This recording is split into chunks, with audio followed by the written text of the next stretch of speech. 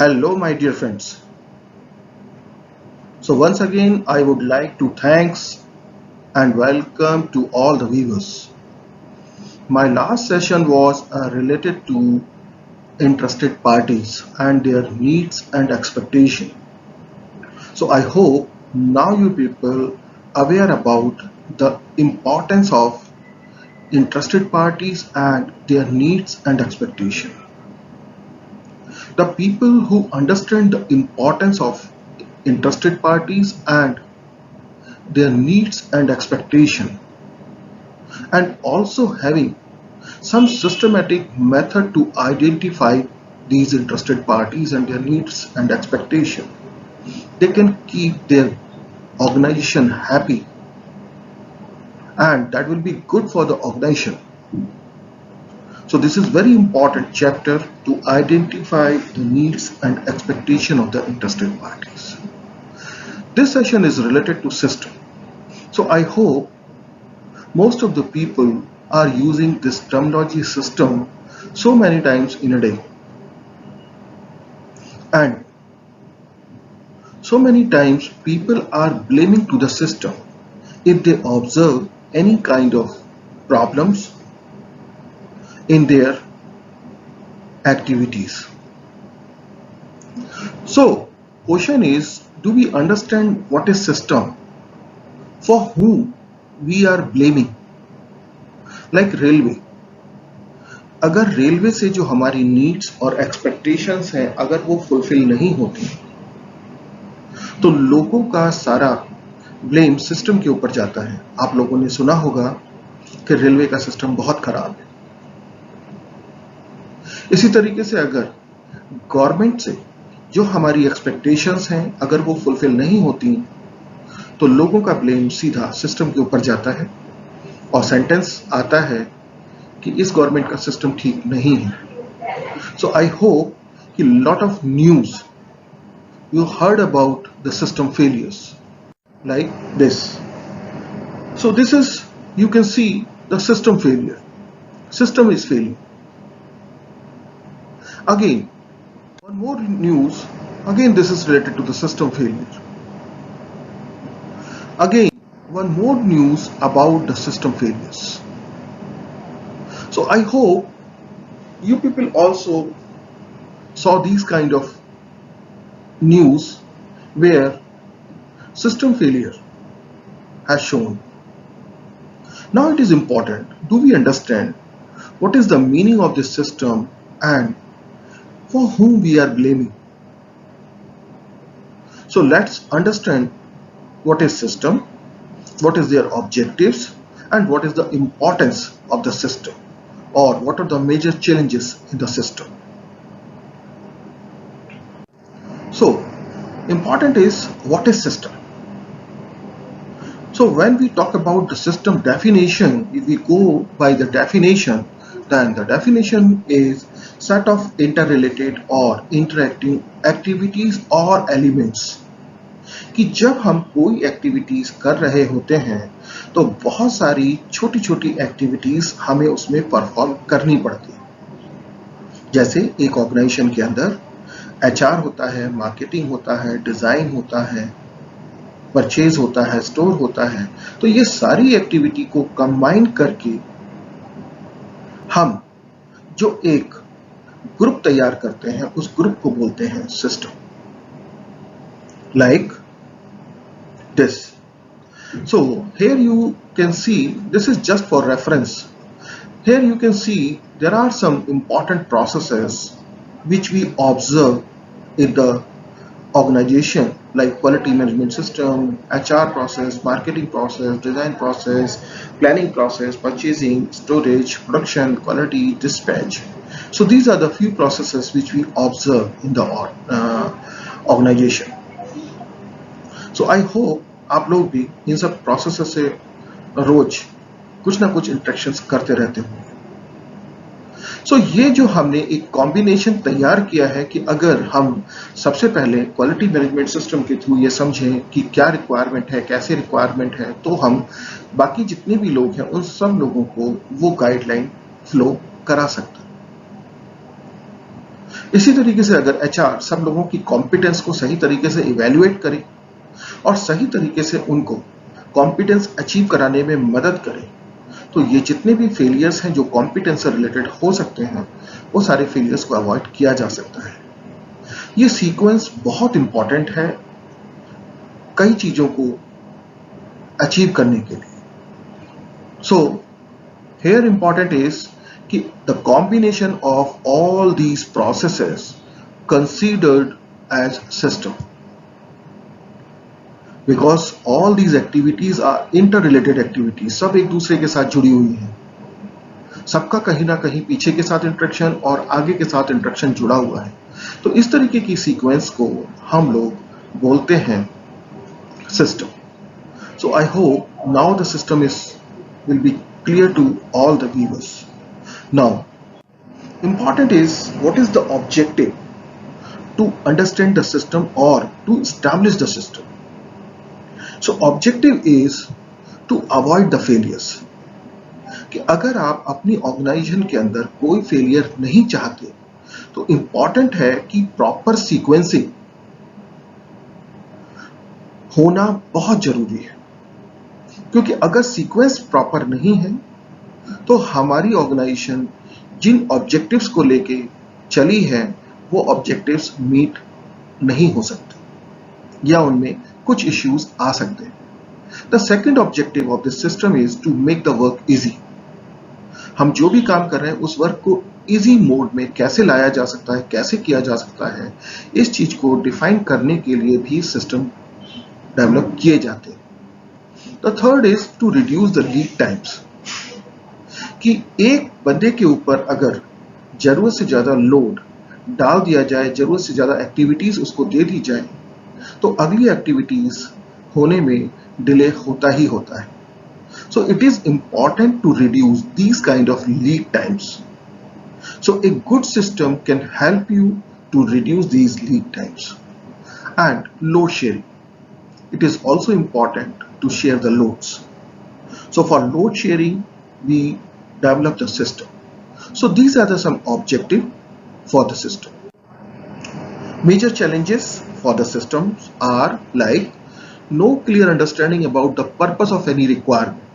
हम लोगों को आइडिया ही नहीं होता कि कोई जो एक्टिविटी हम कर रहे हैं उस एक्टिविटी का गोल है क्या, क्या पर्पस है उस एक्टिविटी का। और जब आपको पर्पस ही क्लियर नहीं है तो हो सकता है कि आप रिक्वायरमेंट तो मीट करें, लेकिन ऑर्गेनाइजेशन ने जिस पर्पस के लिए जिस एक्टिविटी को प्लान किया है हो सकता है कि वो पर्पस मीट ना हो। Second is procedure are not stating the clear information, कि आप लोगों ने जो प्रोसीजर बनाया है उन प्रोसीजर्स में कहीं कोई लूपहोल्स बची हैं जिससे प्रोसेस ओनर्स की अंडरस्टैंडिंग क्लियर नहीं है कि एक्टिविटी को क्या करना है और कैसे करना है। अगर रिजेक्शन को रखना है तो कहां रखा जा सकता है, अगर हमें शॉप फ्लोर के क्लीनिंग इक्विपमेंट्स रखने हैं तो कहां रखने हैं, अगर मान लीजिए कि टूलिंग्स रखनी है तो टूलिंग्स कहां रखनी है। और अगर ये इंफॉर्मेशन प्रॉपर तरीके से आप लोगों ने अपने एसओपीज प्रोसीजर के अंदर नहीं डाली है तो आप ये मान लीजिए कि हर प्रोसेस ओनर उसको अपने तरीके से यूज करेगा, और जब हर प्रोसेस अपने तरीके से यूज करता है तो ये सिचुएशन ऑर्गेनाइजेशन के लिए अच्छी नहीं होती। सो it is important that procedures should state clear information so that each and every process owner should be aligned to meet their expectations. Responsibility अगर पूरी तरीके से क्लियरली डिफाइन ना हो कि कौन सा काम किसको करना है, तब भी हमारा सिस्टम फेल हो जाता है। अथॉरिटीज अगर क्लियरली डिफाइन ना हो कि किसको क्या करना है, कैसे करना है और क्या क्या अथॉरिटीज उसको दी हुई हैं, अगर ये भी क्लियर ना डिफाइन की जाए तो भी हमारे लिए सिस्टम फेल हो जाते हैं। Communication failures, so some time we observe this kind of failure also कि क्या कम्युनिकेट करना था, तो जो कम्युनिकेट करना था अगर हमने वही कम्युनिकेट नहीं किया है देन ऑर्गेनाइजेशन अपने ऑब्जेक्टिव्स को अचीव नहीं कर सकती। किसको कम्युनिकेट करना है, कैसे कम्युनिकेट करना है, कब कम्युनिकेट करना है, तो कम्युनिकेशन फेलियर के लिए ये पांचों चीजों को समझना बहुत इंपॉर्टेंट है। तो अगर कम्युनिकेशन के स्टेप्स क्लियर नहीं है तो भी ऑर्गेनाइजेशन फेलियर्स देखेगी ही देखेगी। कॉम्पिटेंस फेलियर समटाइम जिन लोगों को हमने जहां डिप्लॉय किया है, क्या वो वहां से रिजल्ट देने के लिए कॉम्पिटेंट है? अगर ये कॉम्पिटेंस असेसमेंट ठीक नहीं है और हमने सही कॉम्पिटेंट वाले बंदे को वहां डिप्लॉय नहीं किया है तो भी हमारे सिस्टम के फेलियर्स बन सकते हैं, यानी कि ऑर्गेनाइजेशन अपने रिजल्ट को अचीव नहीं कर सकती। सिस्टमैटिक अप्रोच, हर काम को करने के लिए कोई सिस्टमैटिक अप्रोच सिस्टम ने डिफाइन की हुई है, लेकिन इंपॉर्टेंट है कि अगर एक प्रोसेस ओनर, एक एम्प्लॉय अगर सिस्टमैटिक अप्रोच को नहीं समझता तो हो सकता है कि उसका काम काफी लेंदी हो जाए, नंबर 1। नंबर 2, हो सकता है कि उससे कोई चीज मिस भी हो जाए। So it is also important to understand the systematic approach, and there are so many other challenges. So I have mentioned very few challenges related to the system failures. Procedure or strategy failures.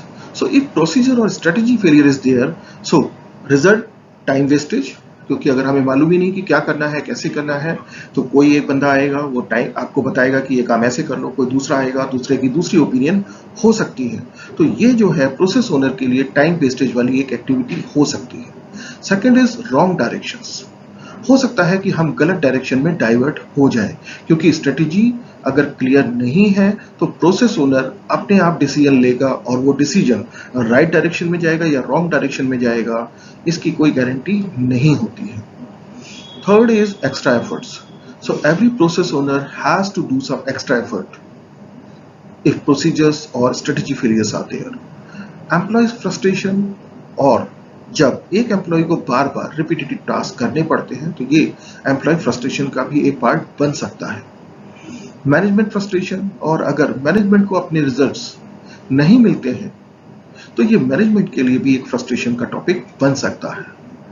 And customer dissatisfaction, so overall अगर हम समझें तो important ये है कि ये जो customer है, अगर कस्टमर को हम सही तरीके से सही समय पे उसकी एक्सपेक्टेशन को फुल नहीं कर पा रहे हैं, उसकी नीड और एक्सपेक्टेशन फुलफिल नहीं हो पा रही हैं, so this will result to the customer dissatisfaction, which is very important to the organization. So these are the some failures related to the procedure and strategy. Second is responsibility failures. So sometimes for some of the activities responsibilities are not clear. So it is very important कि हर activity जो हमारी process के लिए important है, हर activity के ऊपर responsibility clear तरीके से डिफाइन हो और क्लियर तरीके से कम्युनिकेटेड हो उस पर्सन को, और उसका एक्नॉलेजमेंट होना बहुत जरूरी है कि हाँ वो काम कर सकता है और वो काम करेगा। He is taking the ownership for that activity. So what are the symptoms? Delay in preparing the strategy, अगर रेस्पॉन्सिबिलिटी क्लियर नहीं है तो हो सकता है कि स्ट्रेटेजी बनाने में या एक्शन प्लान बनाने में डिलेज देखने को मिले आपको। Second is delay in implementation, और जब रेस्पॉन्सिबिलिटी ही क्लियर नहीं है तो एक दूसरे की तरफ सब लोग देखना शुरू कर देते हैं और ये सारी चीजें इम्प्लीमेंटेशन में डिले कराने के लिए काम करती हैं। Employee demotivation, so it is also important, क्योंकि जब डिलेज होती है, फ्रस्ट्रेशंस होते हैं, तो ये एम्प्लॉय के लिए डिमोटिवेशन वाला फैक्टर काम करता है। And not meeting the business objectives, तो अगर रेस्पॉन्सिबिलिटी क्लियर ही नहीं है, कौन करेगा, कब करेगा, कैसे करेगा, then it is possibility that organization will not meet the business objectives. Customer frustrations, this is also one of the responsibility failures, and interested parties dissatisfaction. अभी कोविड-19 की सिचुएशन में अभी अगर क्लैरिटी नहीं है कि हमारे सेफ्टी पीपीज का डिस्पोज ऑफ कैसे होगा या उसको डिस्पोज ऑफ कराने की रिस्पॉन्सिबिलिटी है किसकी, और अगर रिस्पॉन्सिबिलिटी क्लियर नहीं है तो हमारी जो इंटरेस्टेड पार्टीज हैं, like in this case legal bodies, so they may be dissatisfied, which is not good for the organization. Competence failures. So competence failures, again, this is also one kind of failure which can impact on the system, like employee workload. कि अगर हमारा बंदा competent नहीं है तो उसको बहुत efforts करने पड़ते हैं, जिसकी वजह से एम्प्लॉय का वर्कलोड बढ़ जाता है, बहुत सारी चीज़ें पेंडिंग हो जाती हैं और धीरे धीरे एम्प्लॉय का एक फ्रस्ट्रेशन भी शुरू हो जाता है। Planning failures which is related to the competence failures, delay in work, अगर कॉम्पिटेंट नहीं है तो ये गारंटी है कि उसका काम डिले होगा ही होगा। टीम डिप्लॉयमेंट्स, कि अगर एक managerial person, supervision staff is not competent, then he cannot deploy the work or he cannot share the load with the team. So एक इनकॉम्पिटेंट बंदे की वजह से नीचे वाली टीम भी फ्रस्ट्रेशन का शिकार बन सकती है। सो ये बहुत इंपॉर्टेंट है कि हमारे जो लोग हैं वो इन सब चीज़ों के लिए कॉम्पिटेंट हो। एग्जीक्यूशन फेलियर्स, सो अगर किसी बंदे के अंदर ये कॉम्पिटेंस नहीं है कि स्ट्रेटजी में क्या होना चाहिए, कैसे होना चाहिए, उसको कैसे एग्जीक्यूट करना चाहिए, किस ह्यूमन को किस तरीके का वर्कलोड देना चाहिए, अगर वो ये सारी चीज़ों के लिए कॉम्पिटेंट नहीं है तो ये एग्जीक्यूशन में फेलियर्स या एग्जीक्यूशन डिले का एक कारण बन सकता है। Customer dissatisfaction, again this is very important. Communication failures, क्या कम्युनिकेट करना है, कब कम्युनिकेट करना है, कैसे कम्युनिकेट करना है, किसको कम्युनिकेट करना है, तो इन सभी चीजों का जो फेलियर्स का रिजल्ट हम लोग देखते हैं that is related to excess work. क्योंकि एक बार मेल आया, उस मेल में अगर सही इंफॉर्मेशन नहीं है तो आपने जो भी एक्टिविटी की है हो सकता है कि उसके ऊपर आपको दोबारा वर्क करना पड़े, which is excess work. Work repetition, एक ही काम को मल्टीपल टाइम आप लोगों को करना पड़ सकता है। And efforts will be in wrong directions, तो आपको अगर कम्युनिकेशंस क्लियर नहीं है या आप दूसरे अपने साथी को सही कम्युनिकेट नहीं कर पा रहे हैं तो हो सकता है कि उसके एफर्ट्स रॉन्ग डायरेक्शंस में जाए। Delay in activities and team frustration, this is also the part of team frustration and interested parties frustration